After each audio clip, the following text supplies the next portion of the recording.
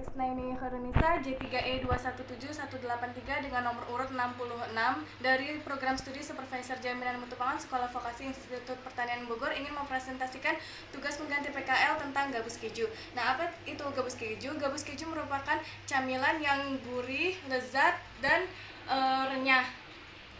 Nah, camilan ini juga biasa disajikan di Hari Raya Idul Fitri. Camilan ini terbuat dari tepung sagu, margarin, telur, dan keju. Nah, spesifikasi dari produk ini adalah nama produk adalah gabus keju, nama dagangnya adalah gabus karena diadopsi dari nama dagang itu tersebut yaitu gabus.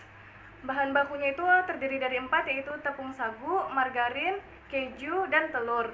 Nah, karakteristik dari produk ini adalah kue kering yang renyah di luar dan lembut di dalam, memiliki rasa yang gurih dan berbentuk silinder runcing di ujungnya.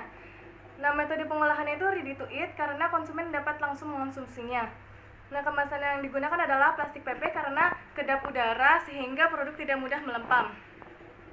Nah, kondisi penyimpanan ini disimpan di tempat sejuk dan kedap dari udara. Nah, pelabelan khususnya di produk ini ada pelabelan khusus karena mengandung telur untuk orang-orang yang alergan. Formulasi dari produk ini adalah 470 gram tepung sagu, 230 gram telur, 200 gram keju, dan 100 gram margarin.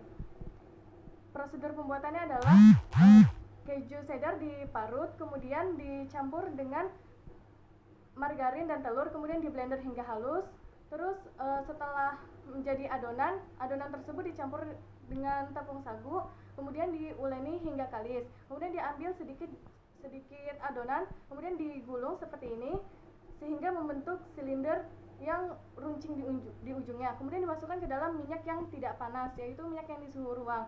Dan setelah semuanya terbentuk, dimasak dengan api yang kecil hingga matang. Kemudian ditiriskan dan dikemas dan dilabel. Nah, kerusakan bahan baku ini ada 3 kerusakan, yaitu secara fisik, kimia, dan biologi. Nah, dari 4 bahan baku ini, yang pertama adalah tepung sagu. Kerusakan fisiknya itu terdapat serpihan plastik, kerusakan kimianya itu tercemar bahan pemutih, dan kerusakan biologinya itu terdapat pertumbuhan kapang. Dan untuk telurnya itu, kerusakan fisiknya itu terdapat cangkang telur, kimianya itu terdapat residu antibiotik, dan biologinya itu terdapat pertumbuhan mikroba salmonella. Nah, bahan baku yang ketiga adalah keju, yaitu kerusakan fisiknya itu terdapat serpihan aluminium foil, kerusakan kimianya terdapat pengawet, kerusakan biologinya terdapat pertumbuhan kapang. Dan yang keempat adalah margarin. Kerusakan fisiknya itu terdapat serpihan plastik, kerusakan kimianya itu terdapat antioksidan, dan kerusakan biologinya itu terdapat pertumbuhan kapang.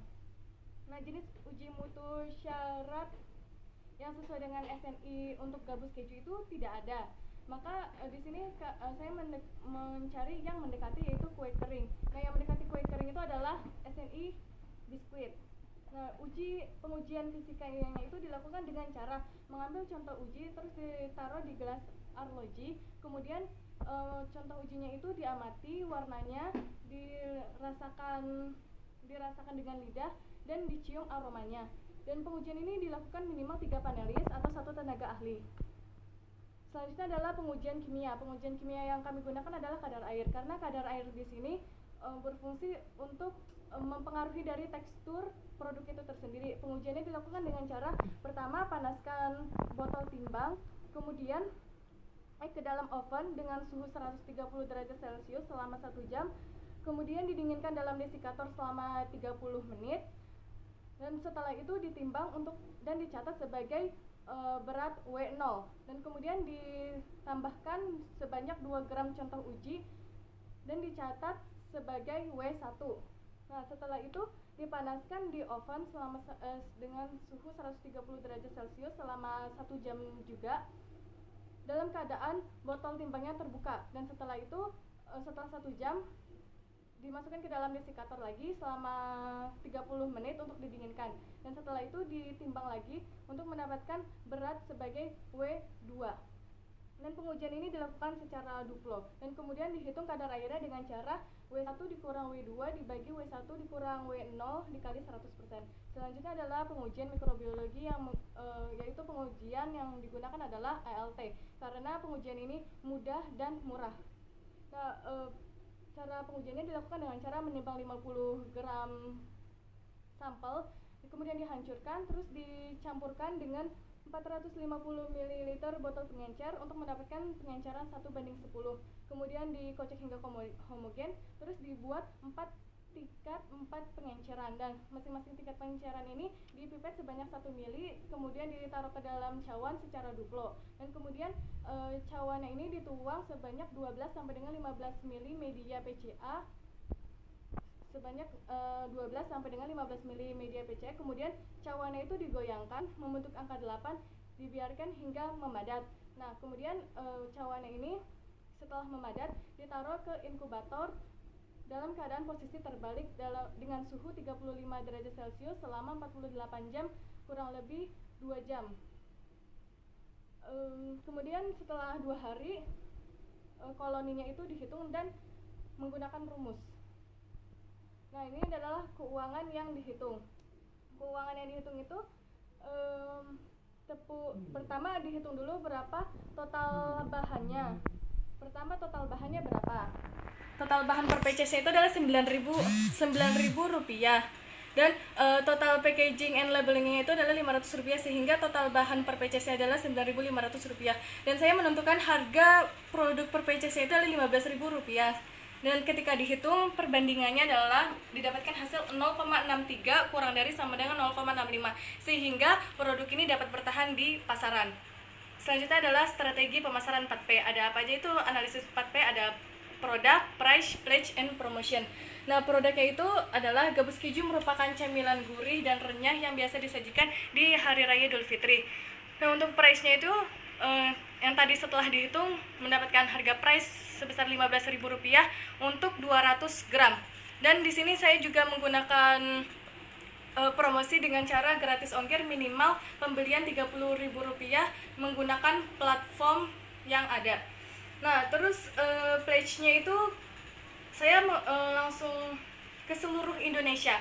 Karena mengapa? Karena saya menggunakan platform yang dapat dijangkau oleh seluruh orang Indonesia. Akan tetapi saya memfokuskan di daerah Jabodetabek karena rumah produksinya itu berada di Jakarta. Dan untuk promosinya itu melalui media sosial seperti Instagram, Facebook, Line, WhatsApp. Dan marketplace yang digunakan adalah Shopee, Tokopedia, Bukalapak. Akan tetapi saya lebih memfokuskannya ke Shopee.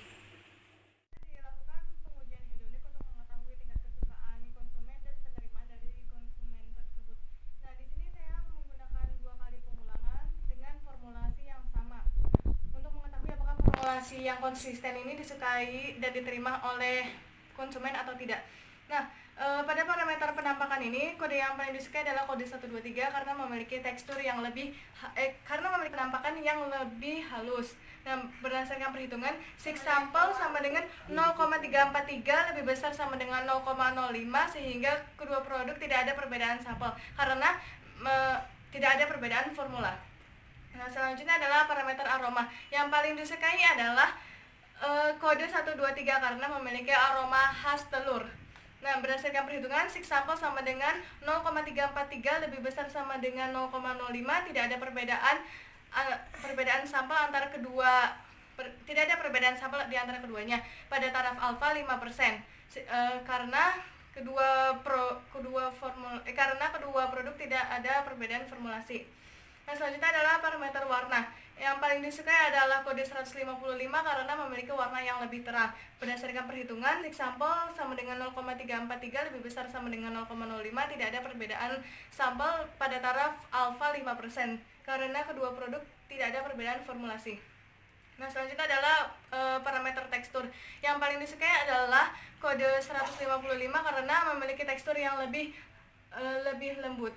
Nah, berdasarkan perhitungan, six sample sama dengan 0,343 lebih besar sama dengan 0,05, tidak ada perbedaan sampel di antara kedua produk tersebut pada taraf alfa 5% karena kedua produk tidak ada perbedaan formula. Yang terakhir adalah pada parameter rasa. Yang paling disukai adalah kode 155 karena memiliki rasa yang lebih gurih.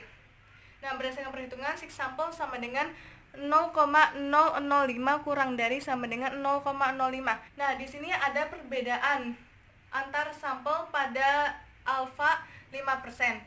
Mengapa berbeda? Karena di sini panelis ketika mencicipi produk tidak berkumur-kumur atau tidak minum terlebih dahulu. Panelis mengira dan panelis sudah menyugestikan bahwa kedua produk ini memang jelas berbeda. Sehingga mereka menilai kalau kedua rasa ini adalah rasa yang berbeda. Dan panelis yang digunakan adalah panelis yang tidak terlatih. Nah, sekian presentasi dari saya, kurang lebihnya mohon maaf. Wassalamualaikum warahmatullahi wabarakatuh. Waalaikumsalam warahmatullahi wabarakatuh.